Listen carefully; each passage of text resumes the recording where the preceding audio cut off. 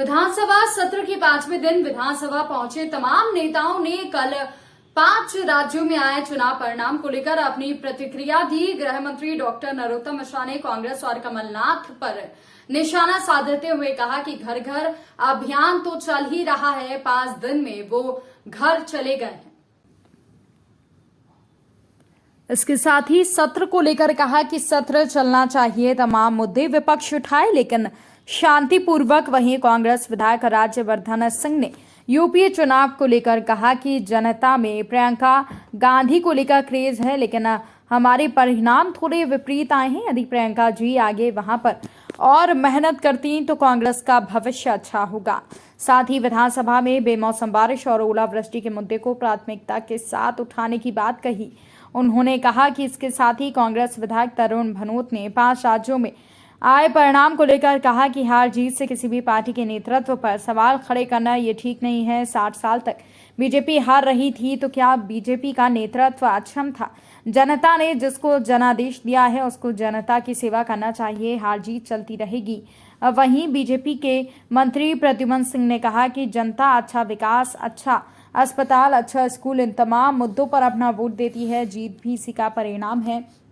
BJP नेता गौरीशंकर बिसेन ने OBC आरक्षण को लेकर अपनी सरकार के द्वारा गठित किए गए आयोग को लेकर जानकारी दी। पूर्व मंत्री सज्जन सिंह वर्मा ने धर्म के नाम पर राजनीति करने का आरोप लगाते हुए कहा कि बीजेपी का काम ही है धर्म के नाम पर राजनीति कर आपस में लड़ाना। कांग्रेस विधायक रवि जोशी ने कहा कि हर हार के बाद मंथन की जरूरत होती है। हम भी इस चुनाव में हार का मंथन करेंगे और उसमें आने वाले समय में जिन राज्यों में चुनाव होना है उसमें कांग्रेस मजबूती के साथ जीत दर्ज करेगी। बेंगलोर से उत्तराखंड तक की यात्रा में वो धैर्य रखे हुए अच्छा है और ऐसा धैर्य वो आगे भी बनाए रखें। पार्टी के लिए तो नहीं है कि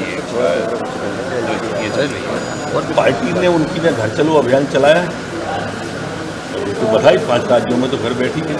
सर, विधानसभा के सत्र का आज 3रा दिन है, क्या पांचवा दिन है, आज क्या रहेगा? रूटीन प्रक्रिया का है, अनुपूरक और प्रश्नोत्तर ध्यान कर सकते। सर, कांग्रेस विधायक कह रहे हैं कि ओलावृष्टि से नुकसान हुआ था, उनका मुआवजा नहीं मिला है, आज थाना का भी लगाया। जरूर वो बताएंगे तो मिलेगा। ये सरकार पूरी किसानों की सरकार है। मैंने कल भी फ्लोर पे कहा था कि जो ओलावृष्टि कल हुई है उसके तत्काल माननीय मुख्यमंत्री जी ने कलेक्टरों को आदेश कर दिया। जैसा मैंने कहा, चाहे कार्यकर्ता हो चाहे नेता हो, सबको जाना पड़ेगा। अभी जमीन पर जाने में सर लग रहा है कमी रही, अभी तक जमीन पर घर घर जाने में कमी रही, जो असफलता मानेंगे क्या मानेंगे? यूपी में दिक्कत ये हुई कि देखिए यूपी में दिक्कत ये हुई कि जो वोटर है सपा का, कांग्रेस का, बसपा का, वो एक ही प्रकार की सोच रखते हैं।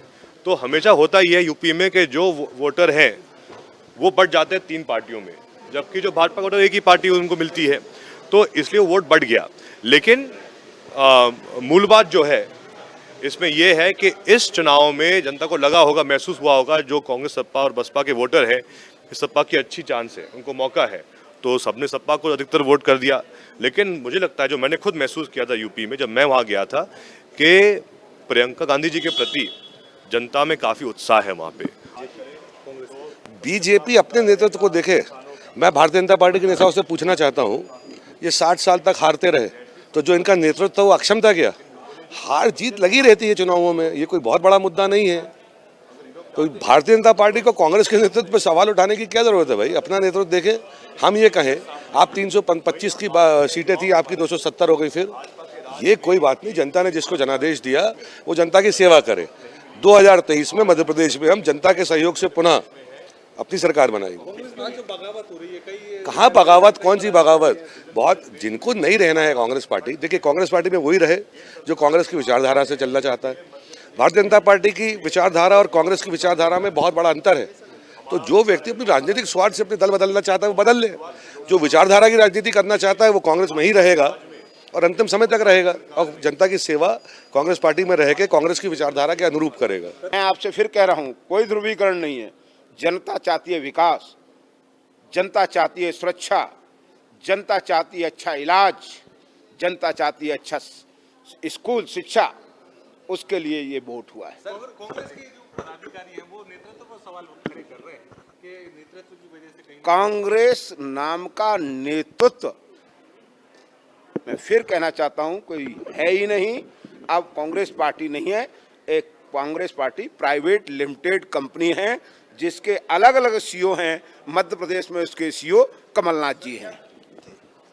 और स्थानीय निकायों के चुनाव संभावित हैं, उस दृष्टि से ओबीसी का आरक्षण का जो मामला न्यायालय में खटाई में पड़ा, हमने न्यायालय ने ट्रिपल टेस्ट की बात कही है और उसमें ओबीसी के आरक्षण के लिए एक राज्य सरकारों को कोई विधि संगत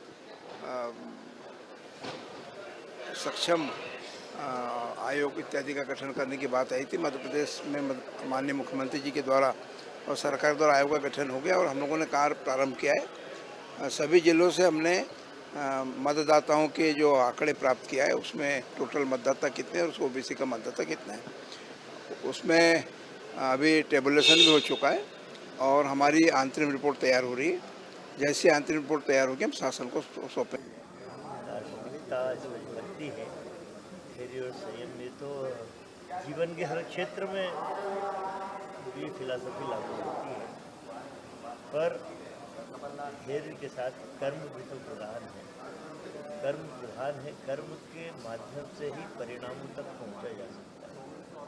सर जो परिणाम आए हैं देखें इस तरीके से, तो रामेश्वर शर्मा का ये कहना है कि जो नमाज पढ़ते थे अब वो भी रामधुन करेंगे परिणाम से, नमाज के ही परिणाम। देखिए इस तरह से धर्म मजहब जाति में देश को बांट के आज़ादी के 75 साल हो गए, उसके बाद भी हम मंदिर मस्जिद और हिंदू मुसलमान करेंगे तो ये जस्टिफाई नहीं होता है। अब आगे बढ़ो, आधुनिक विचारों के साथ आधुनिक भारत की नींव रखने की बात करते हैं। तो धर्म के ऊपर विशेष ध्यान दे रहे हैं देश में क्या करेंगे? देखिए वो जानते हैं भारत की जनता धर्म भीरू है, इसलिए वो मानसिक शोषण करने के आदि है भाजपा के, कि कैसे हम ट्विस्ट करके हिंदू मुस्लिम की बात कर लें, मंदिर मस्जिद की बात कर लें।